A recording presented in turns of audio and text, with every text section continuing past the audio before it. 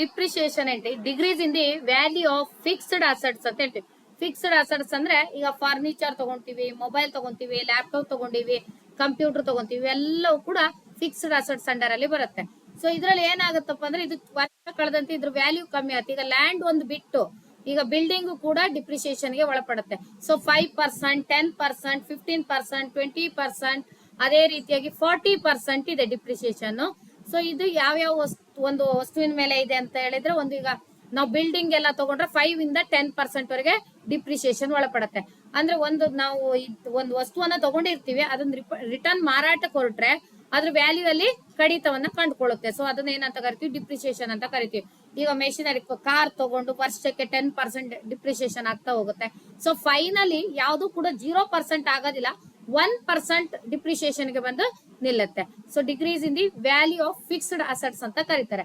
So ಇದನ್ನ ಎಲ್ಲಿ entry ಆಗ್ತಾರೆ ಅಂದ್ರೆ, ಸೆಕೆಂಡ್ ಹ್ಯಾಂಡ್ ಕಾರ್ ಶೋರೂಮ್ ಗಳಲ್ಲಿ, ಬೈಕ್ ಶೋರೂಮ್ ಗಳಲ್ಲಿ ಸೆಕೆಂಡ್ ಹ್ಯಾಂಡ್ ಗಳನ್ನ ಎಲ್ಲಿ ತಗೋತಾರೆ ಆ ಶೋರೂಮ್ ಗಳಲ್ಲಿ ಎಂಟ್ರಿ ಆಗ್ತಾರೆ. ಅದನ್ನ ಹೇಗ್ ಮಾಡ್ಬೇಕು ಅನ್ನೋದನ್ನ ಈ ವಿಡಿಯೋದಲ್ಲಿ ನಿಮ್ಗೆ ತೋರಿಸ್ತಾ ಇದೀನಿ, ನೋಡ್ಕೊಳ್ಳಿ. So mister Kaushik started A new business with 6 lakh ಅಂತ ಇದೆ. ಓಚರ್ಗೆ ಹೋಗ್ತಾ ಇದ್ದೀನಿ. ಈಗ ರಿಸಿಪ್ಟ್ ಓಚರ್ ಅಲ್ಲಿ ಫಸ್ಟ್ ಬಂದು ಯಾರು ಇನ್ವೆಸ್ಟರ್ ಅಂತ ಎಂಟ್ರಿ ಮಾಡಬೇಕು, Kaushik. Mister Kaushik, capital account.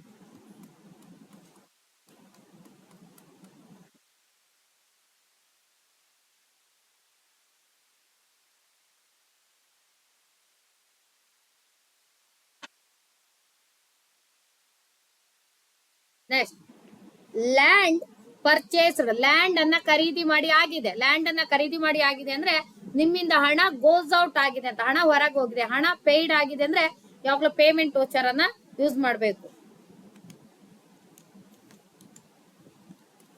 Land ಒಂದು ಫಿಕ್ಸ್ಡ್ ಅಸೆಟ್ಸ್ ಹೌದು, ಆದ್ರೆ ಇಲ್ಲಿ ಯಾವುದೇ ಕಾರಣಕ್ಕೂ ಇನ್ವೆಂಟರಿ ವ್ಯಾಲ್ಯೂಸ್ ಅಫೆಕ್ಟೆಡ್ ಎಸ್ ಆಗೋದಿಲ್ಲ, ಮೂವೇಬಲ್ ಅಲ್ಲ.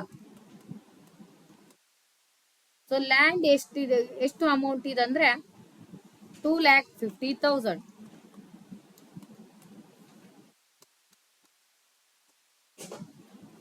Next furniture purchased. Furniture comes in, cash goes out.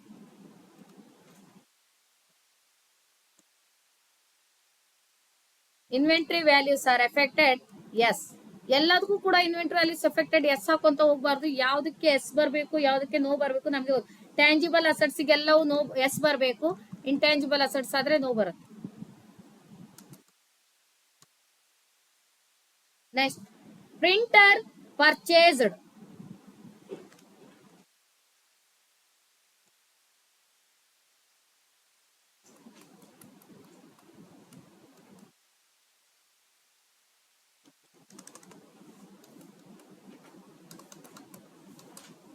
Next depreciation on printer ನ ಡಿಪ್ರಿಸಿಯೇಷನ್ ಅನ್ನೋದು ಆಗಿದೆ. ಸೊ ಇದಕ್ಕೆ ನಾನು ಜರ್ನಲ್ ವೋಚರ್ ತಗೋತೀನಿ. ಇದನ್ನ ನಾರ್ಮಲ್ ಆಗಿ ಡಿಪ್ರಿಸಿಯೇಷನ್ ಅಂತ ಕೂಡ ತಗೋಬಹುದು, ಹಾಗೆ ನಾವು ಬೇರೆ ತರ ಇನ್ನೊಂದು ರೀತಿಯಲ್ಲಿ ಎಂಟ್ರಿ ಮಾಡಬಹುದು. Depreciation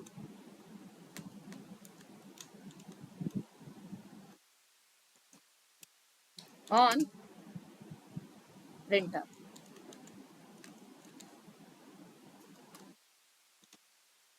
direct expenses. ಡಿಪ್ರಿಸಿಯೇಷನ್ ಎಷ್ಟಾಗಿದೆ ಅಂದ್ರೆ 1,200. ಸೊ ಯಾವ್ದ್ರದ್ದು ಅಂತ ಕೇಳಿದ್ರೆ ಪ್ರಿಂಟರ್. ನೆಕ್ಸ್ಟ್ ಅದೇ ರೀತಿ depreciation on furniture.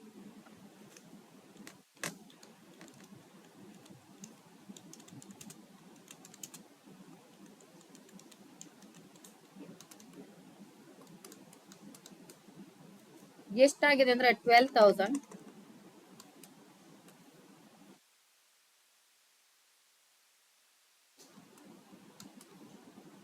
Next printer was sold 25% profit. Printer sold ಆಗಿದೆ ಅಂದ್ರೆ ಸೇಲ್ ಆಗಿದೆ ಅಂತ. ಸೊ ಪ್ರಿಂಟರ್ ಅನ್ನ ತಗೊಂತಾ ಇದ್ದೀನಿ, ಸೇಲ್ ಆಗಿದೆ ಅಂತ ಹೇಳ್ತಾ ಇದಾರೆ. ಹಾಗಾದ್ರೆ 10,800 ಗೆ ಸೇಲ್ ಆಗಿರೋದಲ್ವಾ. ಸೊ ಈಗ ನಾನು ಕಂಟ್ರೋಲ್ ಎನ್ ಅನ್ನ ಪ್ರೆಸ್ ಮಾಡ್ತೀನಿ. 10,800 ಇಂಟು 25% ಪ್ರಾಫಿಟ್ ಅನ್ನ ಗಳಿಸಿದೆ.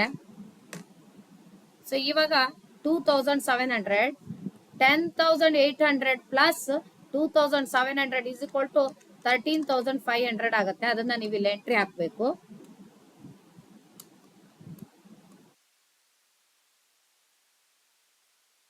Land was sold 50% profit. Land 2,50,000 ಇದೆ. 50% ಅಂದ್ರೆ ಡಿವೈಡೆಡ್ ಬೈ 2 ಮಾಡ್ಕೋಬೇಕು. 1,25,000 ಬರುತ್ತೆ. 2,50,000 1,25,000 ಅನ್ನ ಪ್ಲಸ್ ಮಾಡಿದ್ರೆ 3,75,000 ಅನ್ನೋದು ಆಡ್ ಆಗುತ್ತೆ. Next office expenses. ಖರ್ಚು ಮಾಡಿದ್ದೀರಾ ಆಫೀಸಿಗೋಸ್ಕರ. Office expenses, indirect expenses.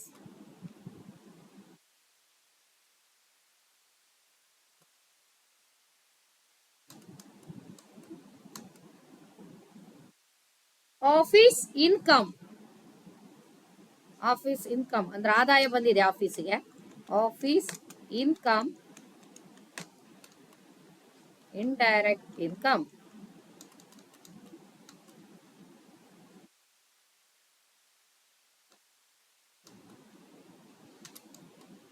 So ಈಗ ಎಲ್ಲವೂ ಎಂಟ್ರಿ ಆದ್ಮೇಲೆ ಇದಕ್ಕೆ ಆದಂತ ರಿಪೋರ್ಟ್ ಗಳಿರುತ್ತೆ. ಅದನ್ನ ತೆಗಿಲಿಕ್ಕೆ ನಾವು ಮೊದಲು ಏನ್ ಮಾಡ್ತೀವಿ ಅಂದ್ರೆ ಗೆಟ್ ವೆ ಆಫ್ ಟ್ಯಾಲಿಗೆ ಹೋಗ್ಬೇಕಾಗತ್ತೆ. ಗೆಟ್ ವೆ ಆಫ್ ಟ್ಯಾಲಿಯಲ್ಲಿ ಫಸ್ಟ್ ಒನ್ ಬ್ಯಾಲೆನ್ಸ್ ಶೀಟ್ ಅನ್ನ ನೋಡ್ಬೇಕು ನೀವು. Balance sheet, first one balance sheet, ಆಮೇಲೆ ನೆಟ್ ಲಾಸ್,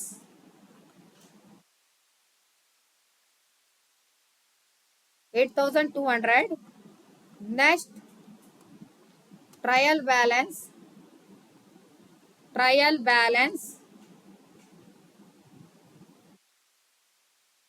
ನೆಕ್ಸ್ಟ್ ಸ್ಪೆಸಿಫಿಕ್ ಆಗಿ ನಿಮ್ಗೆ ಇದ್ರದ್ದು ಡಿಪ್ರಿಸಿಯೇಷನ್ ಎಂಟ್ರಿ ರಿಪೋರ್ಟ್ ಅನ್ನ ತೆಗಿಬೇಕು. ಡಿಪ್ರಿಸಿಯೇಷನ್ ಎಂಟ್ರಿ ಅನ್ನ ರಿಪೋರ್ಟ್ ಅನ್ನ ತೆಗಿಲಿಕ್ಕೆ ನಾವೇನ್ ಮಾಡ್ತೀವಿ ಅಂದ್ರೆ ಅಕೌಂಟ್ಸ್ ಬುಕ್ಕಿಗೆ ಹೋಗ್ತೀನಿ. ಅಕೌಂಟ್ಸ್ ಬುಕ್ ಒಳಗಡೆ ಜರ್ನಲ್ ರಿಜಿಸ್ಟರ್ಡ್, ಅಕೌಂಟ್ಸ್ ಬುಕ್ ಒಳಗಡೆ ಜರ್ನಲ್ ರಿಜಿಸ್ಟರ್ಡ್, ಅಕೌಂಟ್ ಬುಕ್ ಒಳಗಡೆ ಜರ್ನಲ್ ರಿಜಿಸ್ಟರ್ಡ್. ಇಲ್ಲಿ ನಿಮ್ಗೆ ಡಿಪ್ರಿಸಿಯೇಷನ್ ರಿಪೋರ್ಟ್ ಅನ್ನ ನೋಡಬಹುದು. ಮುಂದಿನ ವಿಡಿಯೋ ಜೊತೆ ಸಿಗ್ತೀನಿ.